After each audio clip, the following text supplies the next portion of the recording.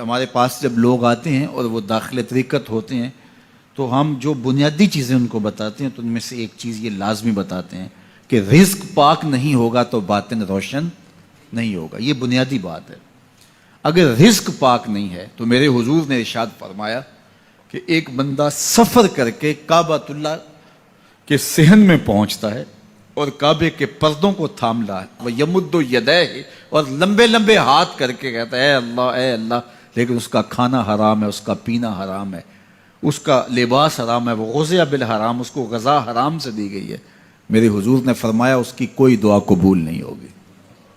سفر کیا, جنگل پہاڑ کاٹے, سمندروں کو پاٹ کر کے آگے گیا, ہواؤں کے کلیجے چیر کے آگے بڑھا, مہینوں کی مسافتیں طے کر کے گیا اور کعبۃ اللہ کے سامنے کھڑا ہے, سین حرم میں مطاف میں کھڑا ہے, لیکن اس کا جسم حرام سے پلا ہے. اس نے جو پہنا ہے اس لباس کا تانا یا بانا حرام کا ہے, اس کو غذا حرام کی دی گئی ہے, اس نے پیا حرام کا ہے, اس نے کھایا حرام کا ہے, تو پھر اس کا یہ سارا سفر رائے گاں چلا جائے گا, اس کو کچھ نصیب نہیں ہوگا.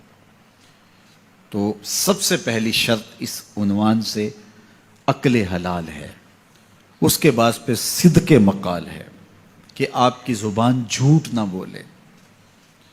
جب کوئی شخص جھوٹ بولتا ہے روحانیات تو دور کی بات ہے, اللہ کے فرشتے اس سے 1 میل دور ہٹ جاتے ہیں. جب کوئی شخص جھوٹ بولتا ہے تو حدیث پاک میں آتا ہے اس کے منہ سے ایک خاص قسم کی بدبو نکلتی ہے. اس بدبو کو ہم نہیں سونگھ پاتے لیکن فرشتے سونگھ لیتے ہیں, چونکہ فرشتے انتہائی حساس مخلوق ہے اور وہ جھوٹ کی وجہ سے نکلنے والی بدبو کو سونگھتے ہیں. اللہ نے حضرت امام اعظم امام ابو حنیفہ رضی اللہ تعالیٰ عنہ کو یہ بصیرت عطا کی تھی اور یہ باطنی نظر بخشی تھی کہ جب کوئی شخص وضو کرتا تھا تو اس کے وضو کے پانی سے پہچان لیتے تھے کہ یہ کس گناہ کا مجرم ہے.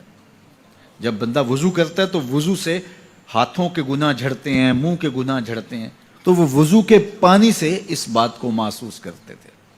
اللہ نے ان کو وہ بصیرت عطا کی تھی, لیکن انہوں نے اللہ کی بارگاہ میں عرض کی مالک مجھ سے یہ چیز چھین لے, یہ چیز مجھے نہیں چاہیے. لوگوں کے بارے میں جو ہے وہ ایسا گمان پھر پیدا ہوتا ہے.